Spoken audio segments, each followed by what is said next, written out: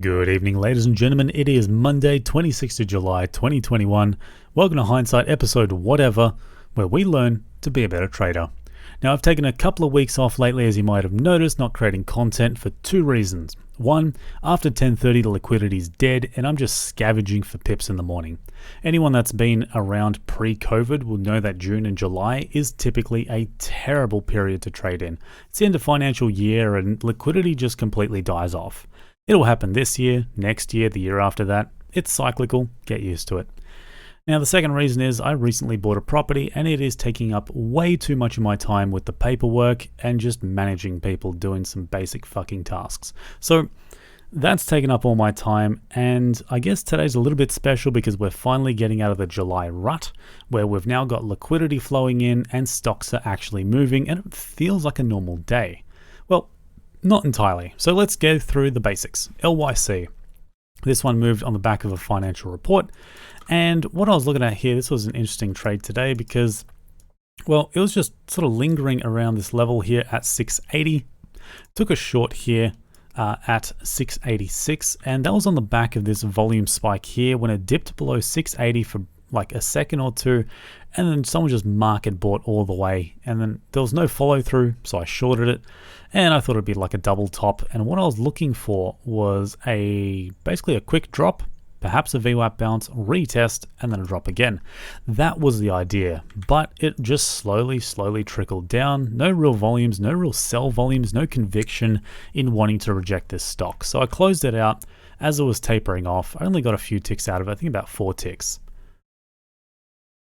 Now, on the way up, the only reason I bought here at 685 or 684 was because this massive volume spike. Now, I didn't even think about it. I just market bought the thing and off I went, right? I had no interest in thinking about this setup. It was just a pump, consolidate, and it was going to break out. A bit of a retest. If I just draw the line properly here on the horizontal, you can see a bit of a retest, and then of course a rally to the $7 magnet.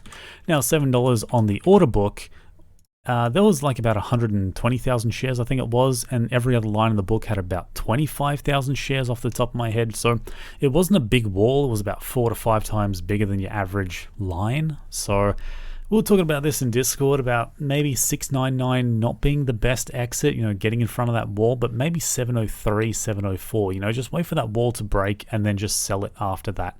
Sell into strength, basically.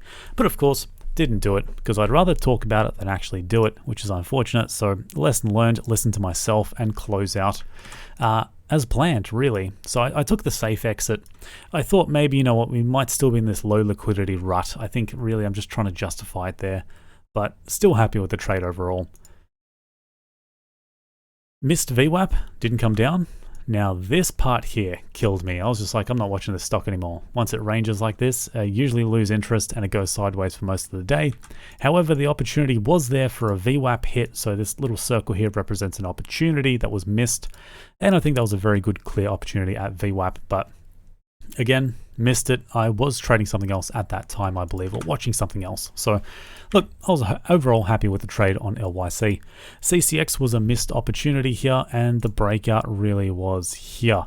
Now, I didn't think much of the financials, right? The EBITDA was an increase of like 30 or 40%, but it was only by a few $1 million, I think. And ultimately, compared to its market capitalization, I didn't think it was that impressive. Now, if we open up the daily, I mean, it's already rallied, right? It's already had a strong full year, basically. And I thought, well, is it really going to move? Is it going to keep moving? And ultimately, I missed out because I stopped watching it, right? There was CNJ as well, because CNJ and CCX opened at the same time. So watched it and just stopped paying attention. I was expecting a volume shoot a lot sooner, but it is what it is. Missed out, and the opportunity was there to get a nice quick scalp in the morning up to about 10.15, 10.20. And that's pretty much it. Also, I took a trade here. I didn't mark it for some reason, but there was a nice little triangle set up, like an ascending triangle. Let me draw it a little bit better than that. What I was looking at was like this horizontal here, and I bought at 577. It broke above it and it was looking really good. High volume sell spooked the shit out of it, and I ended up getting out for break even basically. And that's because, look, I was willing to wait, but there was no liquidity. Look at these orders here, 1,000 shares, nothing happened for like half an hour. So I ended up bailing out because the action just completely disappeared. I thought it might have been done for the day. And look, there was a few more ticks there, but ultimately I'm not too happy about taking break even. Now, here's the chart of CNJ. But before I go into the details of CNJ, let's go through how familiar this looks. Firstly, how often have we seen a high shares on issue stock do this? Open, pump for 3 minutes or so, collapse and never recover. Either go sideways or then sideways, then collapse, or sideways and then trickle down over time and just never stop trickling down. How often have we seen that in the last 3 months?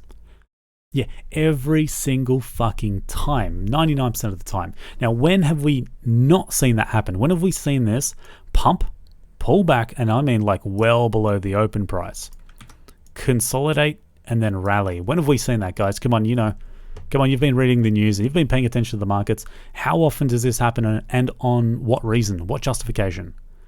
Every single time it's visible copper sulfide hits. 100% of the time, this is what happens, right? Sorry, not 100% of the time. Sorry, it's more like 75% of the time, depending on the market cap. I mean, there's been a couple of these visual copper sulfide hits that don't make it, but all the ones that do this are all related to visible copper sulfide hits. Whether semi-massive, whether massive, whether chalcopyrite, whether pyrrhotite, it doesn't matter. It's visible copper intersects. Now, this was sitting at around 35 mil market cap when it opened. I believe, off the top of my head, it could have been 40 or 45. Point is, the ones that have failed in the past were sitting at somewhere between 70 to 80 million market cap. So this had the market cap to go. Now, this setup, the opportunity was breaking into new highs here from 4.9 and just waiting for that opportunity. You can see the volume break here happens after periods of nothing. Now, I missed out. Because I was probably looking at like LYC or CCX or just something else. I was shopping around. But I did end up getting in because someone pointed it out, screamed at me on Discord, and 5.3 was the entry. Ended up cruising it all the way to 5.8. And I think I might have scaled a little bit out at 5.6 as well, but maybe like 20% of the position I scaled it at 5.6 or 5.7. I don't exactly recall, but I was really happy with that. Couldn't get shorts. Shorts were available. I think I might have got 25,000 here somewhere and closed it out for a tick, but it was pretty insignificant, so I didn't bother marking it on the charts. I managed to get 25 allocated to me, and then I managed to scavenge some extra ticks here, extra shares. I think I got about 50,000 total at around 5.9, closed it out at 5.6 and 5.7, I believe it was, as it was coming back up. Now, this stock had a rug pull. Here, there was 4 million at, was it 4 mil? 4 or 5 million? No, 3 mil, sorry. 3 mil at 5.7. That got rug pulled. That was the first rug pull of the day, and I thought, right, this is done. This is just done, right? Every time in the last 2 months when it's low liquidity, and this is relatively low liquidity, it's not crash hot. Every single time there's been a rug pull, the very first instance of an appearance of a rug pull, the stock is dead. It does nothing but trickle down, and then there's rug pull after rug pull after rug pull. Right, that's just how it works lately. Not on CNJ. So, it looked like the rug pull managed to push it down to 5.4. It recovered to 5.8-ish, and then that's where I saw the rug pull was happening again, right? There was big fat liquidity on the bid, and it got pulled. And then that's it. I just got the short, and I thought, right, this is just going to die. But it actually ended up holding, right? No one was hitting the bid. And then, of course, real liquidity popped in. Yeah. So I followed the momentum as much as I thought it was full of shit, right? The book looked fake as fuck, but there were some genuine people lifting the offer. People weren't just sitting on the bid. People were actually lifting the offer, and that's what matters, right? I don't care who's sitting on the bid and how much, right? I'm interested when they're pulling the order, What I'm interested in is when the stock is rallying to the upside, are they lifting the offer, and is the offer getting reloaded? And the answer there was no, it's not getting reloaded. Saw some weakness here at 6.4. And scaled out. I can't remember if it was that candle specifically, or if it was the next one over, but very quickly I got back in at 6.6 and scaled out again. And I was really actually quite happy with this play here. Now, even though it looked like a front side long, because I got it here, there was a huge order at 6.3 here that was sitting on the offer, and it got taken. I think it was like a 1.8 mil or 2.4 mil or some shit like that. Really high volume sitting on the offer, and it got wiped. So I thought, shit, I'm going to join on this, right? I'm going to follow the momentum here. And ended up buying at 6.3. It dipped a little bit, 6.2. Might have scaled in with small size there. And ended up taking it to 6.6. Volumes died off. I was actually quite surprised it managed to push to 6.9, and again was struggling to get short on Invast. I just couldn't lock in anything more than like 25,000 for the day, and then after getting it locked in, yeah, scavenging some more as people were closing the positions. But here, no shorts available. No shorts available. Saw some interesting play on the book, but that was the very first rug pull since this trade here. Oh, sorry. These rug pulls occurring here.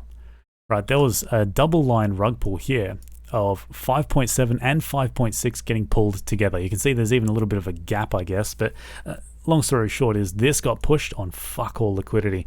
That's what, 300, that's 500k, right? And there was about 5 mil in the bid got pulled, and 500k pushed it all the way down to 5.4. So bot action was heavy there, less here because liquidity actually came in, right? The bots don't like fucking with liquidity. High liquidity, they don't like it. They usually come in when volumes and liquidity tapers off. So, tapering off of liquidity. Boom, sell down. What did I do? Because I got caught up in this.